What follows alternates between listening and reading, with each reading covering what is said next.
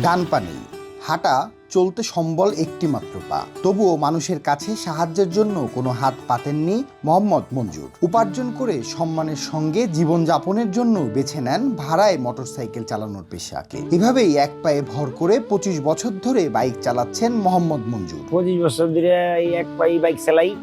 এই বাইক চালাই আমার কোনোরকম সংসারটা চলে। এর আগে আমি অন্য গাড়ি চালাইছি, সিঙ্গার চালাইছি বা বাজাজ চালাইছি। এই গাড়িটা আমার মাই কিনে দিছিল। হ্যাঁ, এই গাড়িটা 8 বছর আমার হাতে, আমি চালাই প্যাকেট কিনছি 1 লাখ। এটা আমার রক্তের লোক মেশিন নিয়ে, এটা যদি কই গাড়ি খারাপ, গাড়ি আমি ব্রেক ছাড়াও খারাই দিই। সড়ক দুর্ঘটনায় হারিয়েছেন ডান পা, হারিয়েছেন স্বাভাবিক জীবন যাপনের ক্ষমতা, তবুও হতাশ হননি তিনি, ভেঙে পড়েননি। মায়ের কিনে দেওয়া মোটরসাইকেল দিয়েই শুরু করেন রাইড শেয়ারিং এর কাজ। তারপর থেকেই মোটরসাইকেল চালিয়ে কোনো মতে সংসার চালাচ্ছেন মোহাম্মদ মঞ্জুর। এক পায়ে ভর করে রাইড শেয়ারিং এর কাজ করেই 3 সন্তানকে মানুষের মতো মানুষ করে গড়ে তোলার স্বপ্ন দেখেন তিনি। আমি একজন প্রতিবন্ধী মানুষ, আমি এটা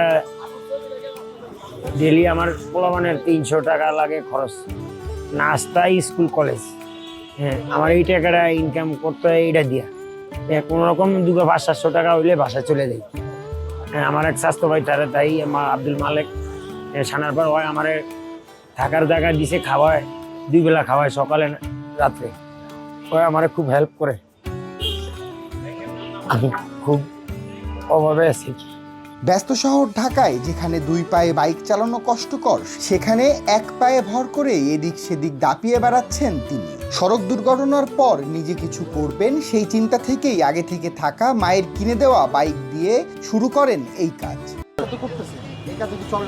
যে না, এটা দিয়ে আমি মাসে যদি 15,000 টাকা ইনকাম করি, ডেলি 500 টাকাই ধরছি। আমার পোলার মানের খরচ আছে প্রাইভেটের এই 7,000-8,000 টাকা আছে, সংসারে খরচ আছে 10,000 টাকার উপরে। আমি হিমশিম খাই, অনেক কি অসুবিধা আছে যেটা বাসায় বলা নেই। বাইক চালানোর ক্ষেত্রে কিছু নিয়ম থাকলেও মঞ্জুরের কাছে সেটা কিছুই নয়। 2 হাত আর 1 পা দিয়েই দিব্যি মোটরসাইকেল চালাতে বেশ দক্ষ তিনি। তার পা না থাকায় ধরতে পারেন না পায়ের ব্রেক, হাতের ব্রেক দিয়েই গাড়ি নিয়ন্ত্রণ করেন। ডান পায়ের ব্রেকটা আমি ধরি না ভাইয়া, আমি তো এই যে হাতের ব্রেক দিয়ে আল্লাহ তাআলার অলৌকিক পাওয়ার, আল্লাহ তাআলা আমার প্রতি মুহূর্তে সাহায্য করে, আল্লাহ তাআলার ফেরেশতা দিয়া।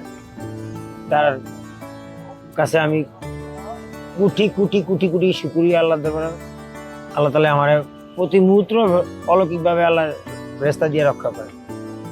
আমি পায়ের ব্রেক আমার ধরন লাগে না, আর হাইড্রোলিক্সের সামনের ব্রেকটা দিয়ে আল্লাহ তাআলা আমার আস্তে আস্তে সম্ভব। এটা আল্লাহ তাআলার অলৌকিক দান, আল্লাহর অলৌকিক ক্ষমতা। এটা আল্লাহ তাআলাই ভালো জানে। আমি আস্তে ধীরে আমার কৌশল করি। আমি জানি যে এটা স্লো চালাইতে হবে এবং স্লো নিয়ে আমি করতে হবে, গাড়িটা রাখতে হবে যাতে আমার ব্রেকটা হাইড্রোলিক্স দিয়ে কাজ করে।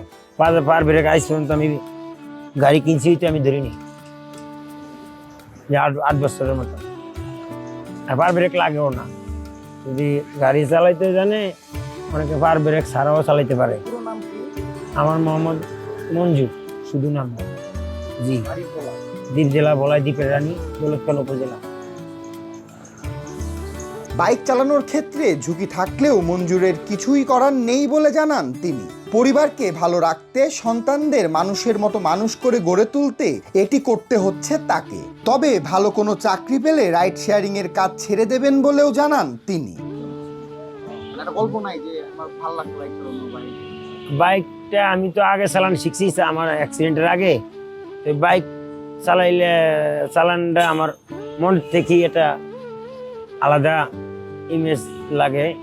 হ্যাঁ, মানে মনের খোরাক, মনের সুখ তো আর দেখা যায় না, মনের সাবজেক্ট এটা আর কি কোনো আল্লাহ তাআলা জানে ভালো।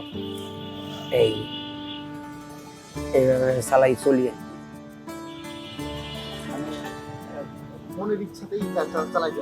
চালাই না। হ্যাঁ, আমার মায় মরার পর এই ইনকামের জন্য এই 8 বছর গাড়িটা চালাই। আমার মা জীবিত থাকতেই আমি ইনকামের জন্য এই গাড়িটা কিনছি, আমার মায়ের টাকা দিছিল। হ্যাঁ, আমার মায়ে কইছে বোরাক কিনতাম, বোরাক কইছে 3 চাকা। আমি কি মা এডি নিয়ে আমরা কদিন পরে 3 মাস চালায়া যে এরে দিমু, হে আমার গলার দড়ি লাগে, এটা কবে যা তুই চালাও। আমি একজন মুক্তিযোদ্ধার সন্তান, আমি এটা চালাইলে আমার দাম নাই। আমি বোরাক চালামু, রিক্সা চালামু, এটা অটো রিক্সা, এটা নিজের তো ডিস পেপার লাগে। সাধারণ যাত্রীদের অনেকেই এক পা না থাকায় তার বাইকে উঠতে চান না। অনেকের মধ্যে একটু ভয় কাজ করে, তবে তার পারদর্শিতায় কোনো ঝুঁকি নেই বলেও দাবি করেন মোহাম্মদ মঞ্জু। আপনার বাইকে মানুষজন কি করে, মানে উঠতে চায় না বা কিভাবে করে? আমি তো দেয় না, অনেক সময় আমার গাড়িটা তো পুরান ভাঙ্গা, আমি তো পাওয়া নাই, এটা আমি তারপরেও অনেক সময় বসতে দিই না, আমি বুঝে রাখি। বুঝে রাখি আমি দাঁড়িয়ে অনেক সময় দর করিয়া প্যাসেঞ্জার যাত্রী দর করিয়া উড়াই, অর্ধেক পথ নিয়ে আমি পাও দেই। আর অনেকে পাও দেয় না, দেখলে তো উঠতেই চায় না। এমন বহুতই এমন হয়েছে যে এমন ও পাও দেখলে ওঠে না। স্বাভাবিক কোনো সুস্থ মানুষ, যে মস্তিষ্ক ঠিক আছে, হ্যাঁ করবো না যে আমি এই অসুস্থ লোক লিয়ে যাবো। অতি হিম্মত মায়াও ওরে অনেক দয়া, এই এক দয়া আমি চলি খুব করুণ অবস্থায়। আমি এটা নিয়ে সংসারটা চলি কোনো রকম। কোনো দয়াবান ব্যক্তি যদি আমার কোনো বহন্তি একটা চাকরি দিত, তাহলে আমি এই কাজটা করতাম না। আমি বইয়াটা চাকরি বাকরি করতাম, যাতে আমার পোলান্ডি সংসারটা চালাইতে পারতাম, যাতে আল্লাহ তালা আমার মুসলমান হিসাবে যাতে মৃত্যু হইতো। আমি এই চাই আল্লাহ কাছে, আর কিছু চাই। মঞ্জুরের বাড়ি ভোলা জেলায় হলেও তিনি থাকেন ঢাকায়, পরিবার থাকে গ্রামে। তার এই অসহায়ত্বেও নিজের ভাইয়েরা তো পাশে থাকেনই, বরং কষ্ট দিয়েছেন নানাভাবে। সেই কথা ভাবলেই মন ফিকে হয়ে যায় তার। আমি সহ্য করছি, আল্লাহ তালা সহ্য করবো না, আল্লাহ তা করে হেদায়েত করো।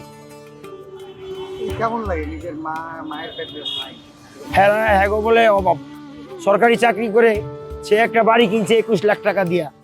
হ্যাঁ, সেই বাড়ি থাকতো, সে আমার বায়ের বিড়া আমার দিয়ে গেছে, তার সে জীবিত থাকতে মৃত্যুর আগে এই জায়গাটা তারা নিয়ে গেছে আমারে ঠিয়া দাম ধরিয়া। আমি একটা ঘরে একটু একটু করে করছি, এই ঘরটা আমার ঠিয়া দাম ধরে 2 লাখ টাকা।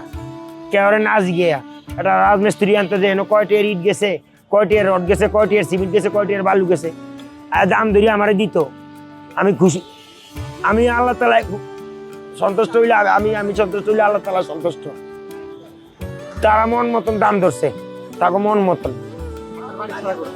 আমার বাড়ি, আমি বাড়িতেই থাকি, আমি আবার ঘর পাইছি, সরকারিভাবে একটা ঘর পাইছি, এটা থাকি। মোহাম্মদ মঞ্জু জীবনযুদ্ধে হার না মানা একজন সৈনিক। কারো সাহায্য ছাড়াই বেঁচে থাকার স্বপ্ন দেখেন তিনি। ভালো থাকতে চান নিজে, ভালো রাখতে চান পরিবারকে। সুপন শিকদার, নিউজ 24।